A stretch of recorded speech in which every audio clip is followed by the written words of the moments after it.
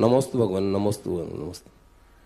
आज पूजा के उपरांत आपने गुरुदेव निर्माल्य के लिए कहा था।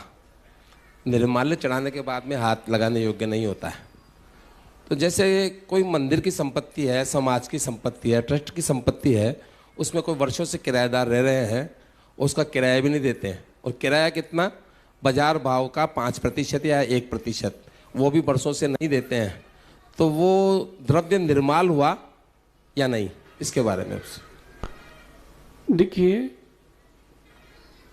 सबसे पहली बात कि मंदिर आदि की आय होती रहे। बच्चे, जिनके बच्चे हल्ला कर रहे हैं, उनको थोड़ा ध्यान दें, व्यवस्थापक जो भी हो। और माता पिता से कहना है कि अपन जन्म देते हैं तो संस्कार देना भी सीखना चाहिए। एक आध दो के माता पिता का नाम पूछ के ना, सचिन नाम पूछ के आओ, और तुम्हारा भी इसमें हो तो कोई बात नहीं, है ना। नाम पूछ के आओ, एक आध का नाम पूछ के आओ। सुनिए चेतन भैया, प्रश्न पर अपन आते हैं। पहले की सामाजिक व्यवस्था ये थी कि मंदिर आदि का रखरखाव चलता रहे, वहाँ पर धन आदि के द्वारा मंदिर का सेवा होती रहे, इसलिए बाहर दुकानें निकाली जाती थी ताकि व्यापार भी हो जाए, किसी का व्यापार भी चले और मंदिर का भी काम हो जाए। लेकिन बहुत सारे लोगों को मैंने देखा कि वो मंदिर आदि की दुकानों पे कब्जा कर लेते हैं। मुझे नहीं पता कि कहाँ, भारत में हर जगह, और वो बड़े खुश भी होते हैं इस बात को लेकर के। वो कहते हैं कि तुम तो पाप का खाते हो, हम धर्म का खाते हैं। कि हमारे पास मंदिर, तो कई लोग तो ऐसे होते हैं कि वो दुकान बेच भी देते हैं झूठी रजिस्ट्री करके। ऐसे लोगों को बहुत पाप लगेगा।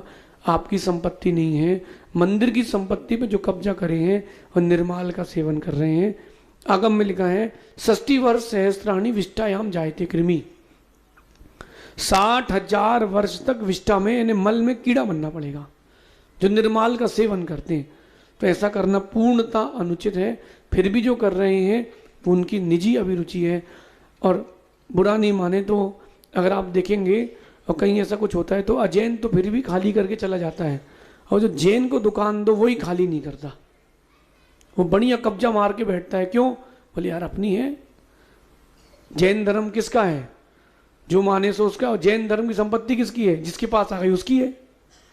इस प्रकार से करना अनुचित है, निर्माल का ही दोष लगेगा, क्योंकि आपने किसी की दी हुई दान की संपत्ति को हड़प लिया है।